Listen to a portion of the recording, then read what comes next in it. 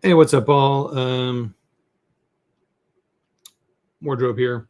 Hey, I just want to talk about come to you after week 10 of the TBFL, Totally Bitchin' Football League 1982 inaugural season. Um, so I came to you after week 5. I'm coming to you after week 10. And of course, I'll be coming to you after 4 more weeks and come to you and tell you all about how the season wrapped up. Couple things. I have found another channel who is doing, he created his own league, and his is for countries or cities around the world. Really nice setup. He's doing almost the exact same thing I am, but his is better. He's got logos. I'm thinking, great, now I got to get team logos. I kind of wanted to do it, but I wanted to see. I'll see what I think about it afterwards. I mean, I'm having a lot of fun, but how much time I want to put into it. But, and I'm thinking, oh, it kind of needs to be an 80s kind of logos and theme looking stuff. Anyway, he's doing it. He's doing 2022, created his own league, but he's doing what I did. He has 8 teams in the top, 8 teams in the bottom. He's relegating 2 teams at the bottom and two teams. Like, so right now for me, Milwaukee and San Francisco would be down, and then 2 teams would be promoted. I've sent him a question that I'm curious how he's going to handle a couple things. But so it's kind of cool to see that, see the other people doing. He's using points, using point differential. I told him about my away points here, but so there's so much little things I want to talk about. So let's talk about that because I'm thinking about it. So I've gone really back and forth on the away point, what to do to break a tie. So, in the case of those third place teams there, Muncie, Shreveport, Austin. Well, who's the better team? Well, they're all have the same ranking. I still like the idea of going with the away points, and I figured that. So one thing I was going to do is head to head because Muncie, Shreveport, Austin. Oh shoot, I don't remember.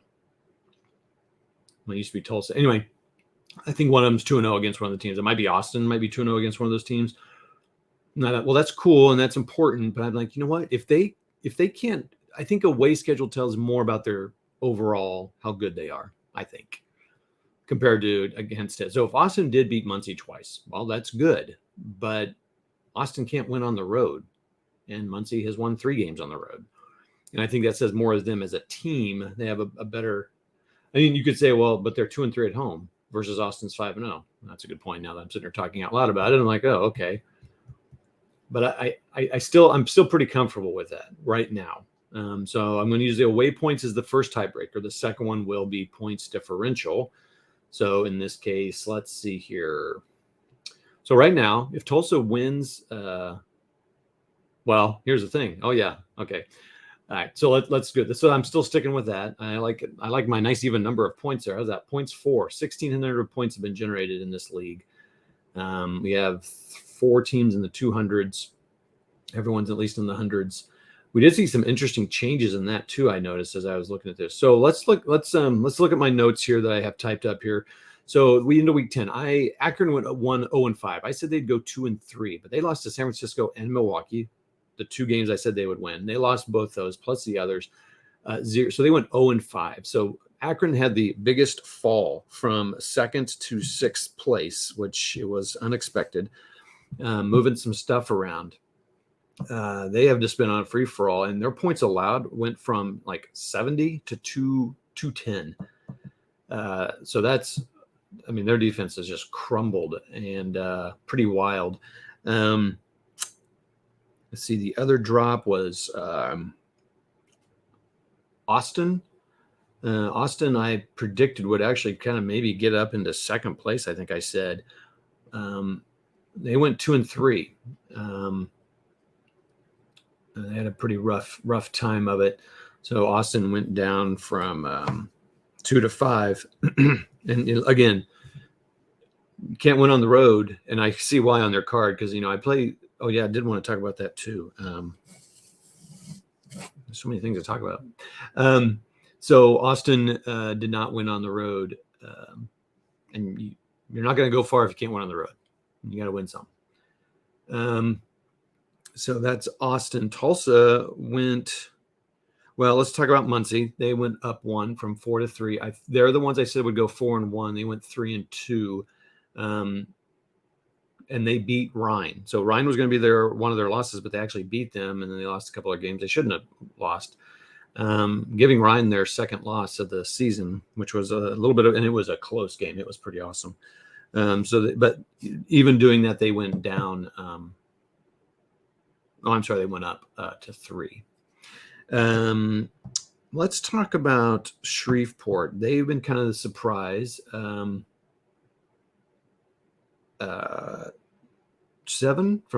to 4, which is pretty cool. And I would say they're in a, I was gonna say they're in a strong 4th,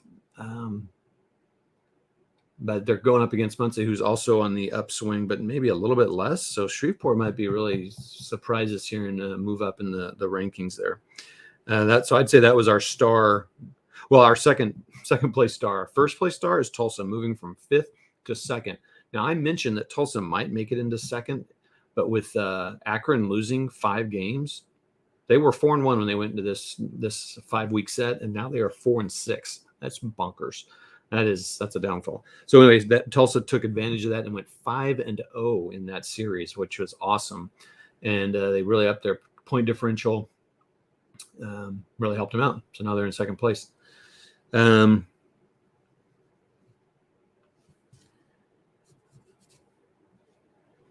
Okay, so I just keep thinking about franchise points. I really want to I should go on. I discovered, so a friend of Brian, friend of mine, discovered the thank you, Warmut, the Fast Drive Football group on Facebook, and I'm going to ask them a question: what they think teams should carry. And I also asked that guy, that teams that are relegated in the top tier division, should they get something? Like maybe everyone gets a franchise point, or I don't know, something. And I noticed that Staunch and Dull, that really affects the instant play. So I don't know. I'm not sure what to do.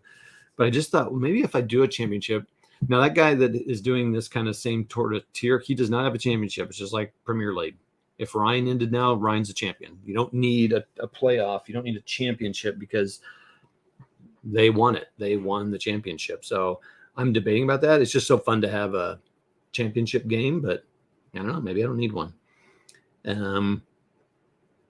Maybe I can do that championship stuff with some tournaments with real teams or something.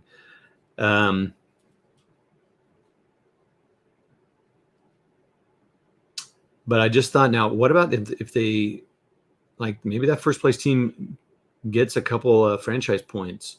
I'm just trying to think of incentives to get it, because if in real life you get more T-shirt sales, you get more television time. You just, if you're a top tier team, you get stuff. So if you're in a top tier league, you get stuff that the bottom teams don't. So I'm just trying to think of how to do that. And I even thought about like making my 7th place team get the benefits of being in last place, which is more draft stuffs and changes, because they technically are the last place team and that bottom team is relegated. In fact, that's really the way it should be, because like right now, San Francisco is going below. There's no reason for them to get more stuff. They just need to go down to that league at the bottom. Yeah, that's going to be interesting too with me creating that league. No, I won't change because, never mind. Okay. I'm sorry, I'm trying to doing this thinking out loud here, but just to show you kind of what it's like to be a commissioner of a league. What did I want to tell you here? So that's all there. So the game of the week. So real quick, Milwaukee, they had 3 games of the week so far, and they're 2-1 in game of the week, which is pretty crazy considering their record, 2nd place. So they played 3 games. 2 of their 4 wins are on game of the week. But let me tell you about this one game that they played, this was my week 6 game of the week. I'm just going to read down the drive summary.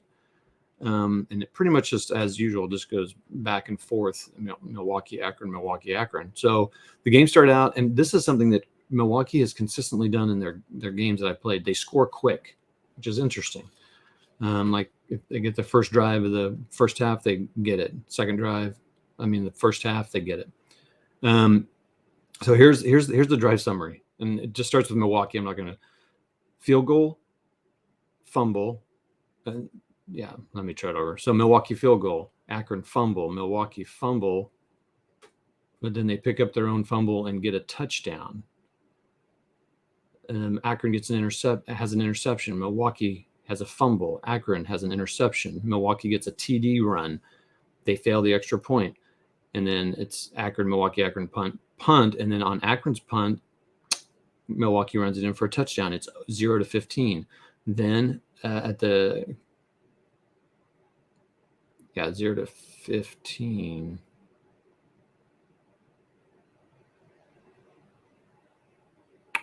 I might have messed up there. Huh. Okay. And then Akron field goal, Milwaukee field goal, end of half, 3-25.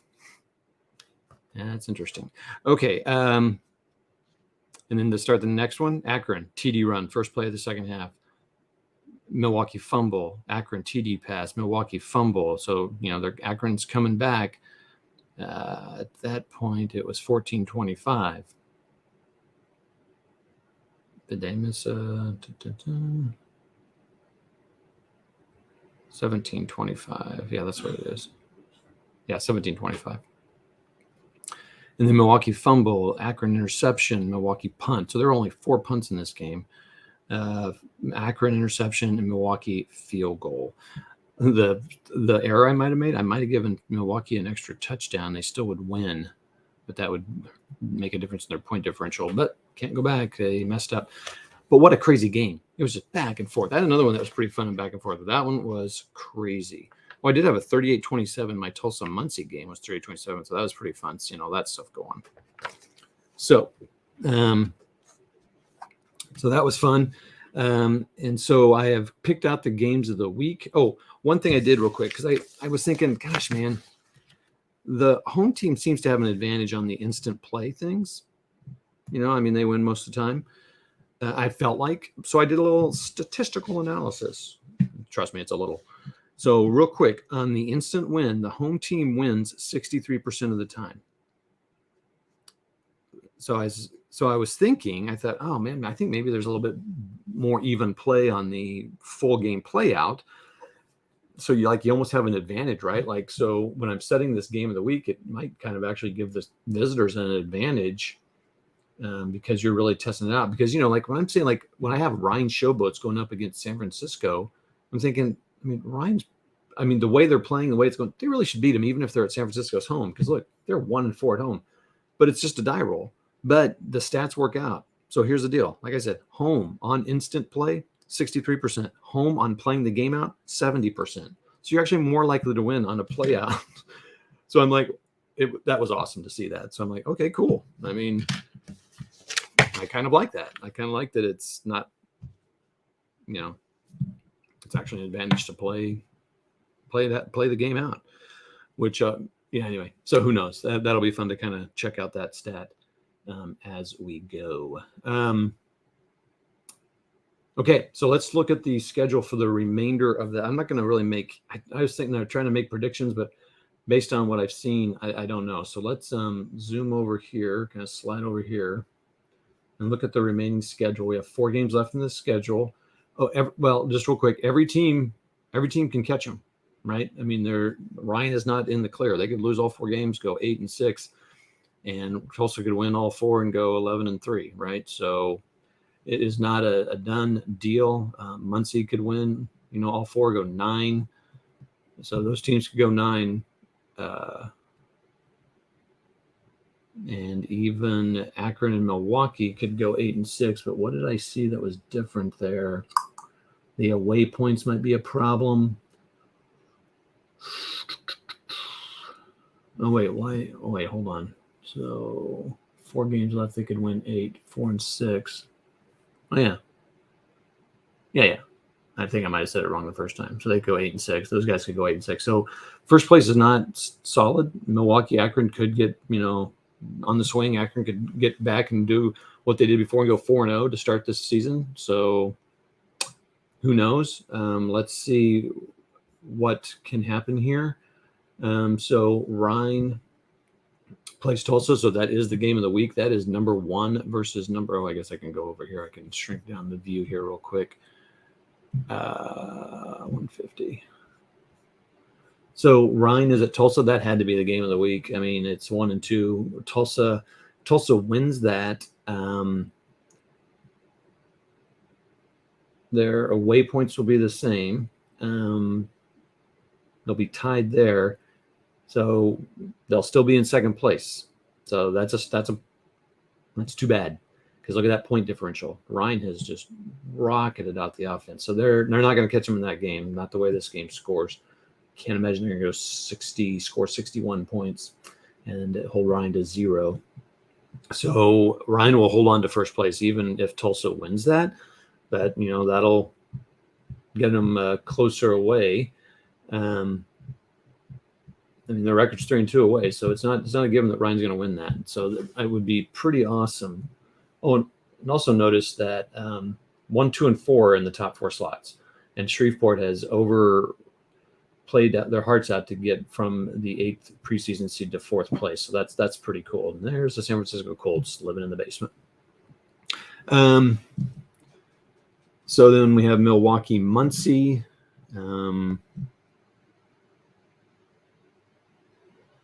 It's those top, everyone, all those teams are just looking for wins, because they're looking for wins and looking for Ryan to lose. So those games all play out first, and then that game of the week will be last. So the next game of the week in week 13, and I actually have Ryan and Austin in here on the 12th week. I was trying to balance out who's all had game of the week, and it's not a perfect one, but it's a little better. So Ryan and Austin, then that'll be Ryan's last one. Austin also gets 2 because they each had only 2 game of the weeks. And San Francisco is not getting another one. So sorry, bro.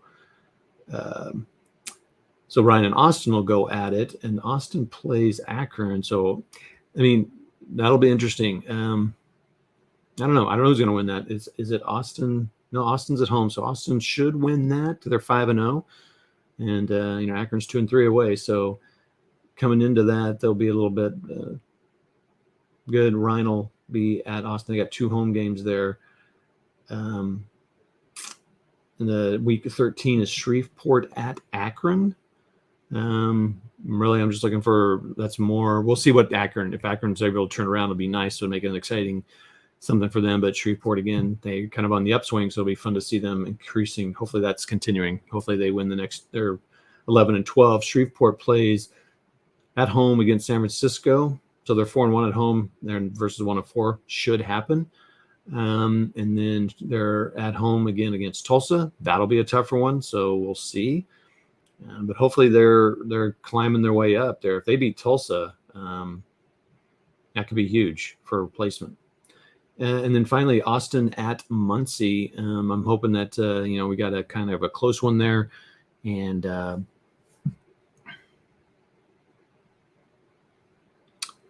that there's maybe a potential swap of places here.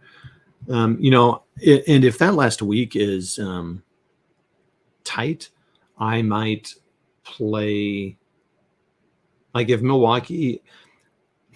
San Francisco gets on a run, let's see, who's San Francisco playing? They're playing at Shreveport. They're at home against Muncie. Muncie is 3-2. I mean, it's possible. I was hoping that Milwaukee and San Francisco played there in that week 10, you'll see, but Milwaukee killed them because Milwaukee scores. They got 205 points at that bottom seed, but their defense just is terrible. They won 29-10. I was hoping San Francisco would beat them, so we'd have a little bit of a fight there. But that 2-game spread there, or 6 points, when you assign them like that, it's quite a spread there. And that point differential, both away though, the same. So San Francisco can get an away win. They got to go play Ryan in that last week. I wouldn't count on that one. So, and they have 2 home games, so they really need to beat Shreveport. If they beat Shreveport, that'll give them 6 away points. And then they would be 3. Their other potential win, perhaps Muncie. Yeah, Austin. I'm going to say they can maybe beat Austin. So if they're close, like if there's a fight between 7 and 8, I'll probably play that one live too. And if there's a battle for first and second place, I'll play those games out. Maybe there may be more game of the weeks. Maybe the network will acquiesce and give us some more games. So anyway, this has been a long update here. I appreciate y'all sticking on with me. Really enjoying this. Very fun TBFL 1982 season heading into the final stretch here, last 4 weeks. 1 month of gameplay. We'll see how the teams can show up. I hope they keep showing up. As soon as it'll be fun. Like if Ryan wins a game, that'll knock out. Well, it depends on how the other teams do, of course, but it could, that'll. As soon as they start winning, they start knocking people out. Yeah, if they win, even if Akron and Milwaukee win, they would be out. Because they'd be 5 and they have 3 games left. Those teams could, one of those 3, 4, and 5, if any of them lose and Ryan wins, they're out. But if they keep winning, they could go 4 games left. They could go 9. Ryan would have to lose. It's that point differential and those away points. So those teams have got to win their away games. So let's look at Tulsa. Let's look at Tulsa and Ryan here. So Ryan has 2 games away and 2 games at home. So they need to win those away games to get more away points. Tulsa, and who are their games against? Ryan Muncie and Ryan Samsolo. Maybe San Francisco. Wait, I'm sorry. I'm looking at it wrong. Yeah, well, okay, here's a big deal. If Ryan beats Tulsa, not only does it helps them place them another game ahead of them, but it gets their away points up. So that's why that's such a big game, because Ryan can really help themselves, and Tulsa, just by winning, can help themselves out. Ryan at Austin. Okay, so there's that. And then Tulsa is at Shreveport. That could be that's going to be a tight one there. Tulsa at Milwaukee should be a win. So that'd be another away point. And finally, they're at home. So their 2 away games are in the middle of this campaign here, the last 4 weeks. So that'll be fun to watch. Who knows? Maybe I need to come on here after each week, kind of give an update of where they stand, and just real short, maybe 5 minutes or something. But okay, I'm having fun with this. I hope it shows. And that's that. So we'll come back to you, maybe a weekly updates. We'll see how I feel after each one. Other than that, we'll do a season recap at the end. We'll definitely do that. All right, it's been great. We'll talk to y'all later. TBFL. Ta-ta for now. That's what it sounds like. See ya.